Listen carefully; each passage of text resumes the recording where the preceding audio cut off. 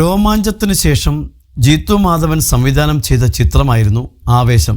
Re introducing Faf എന്ന tag ലൈനിൽ പുറത്തിറങ്ങിയ ചിത്രം ഒരു തരത്തിൽ ഫഹദ് ഫാസിലിന്റെ അഴിഞ്ഞാട്ടമായിരുന്നു.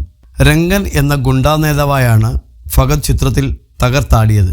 തിയേറ്ററിൽ ഗംഭീര മുന്നേറ്റം നടത്തി 100 കോടി ക്ലബിൽ ഇടം പിടിച്ച ചിത്രം OTTയിൽ റിലീസിന് ശേഷവും മികച്ച അഭിപ്രായം നേടിയിരുന്നു. എഡിറ്റിംഗ് സമയത്ത് ഒഴിവാക്കേണ്ടി വന്ന മികച്ച ഒരു സീനിനെ കുറിച്ച് പറയുകയാണ് സംവിധായകൻ ജീത്തു മാധവൻ.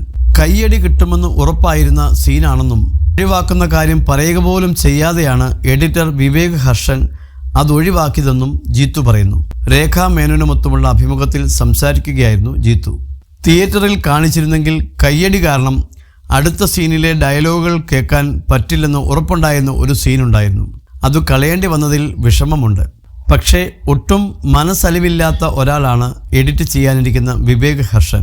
ഇത് കളയാം എന്ന് പറയുക പോലും ചെയ്യാതെയാണ് ഓരോ സീനും കട്ട് ചെയ്യുന്നത്. എന്തിനാ ഇതൊക്കെ ആവശ്യമില്ലാതെ എന്ന് ചോദിച്ചാണ് എല്ലാം വെട്ടിക്കളയുന്നത്.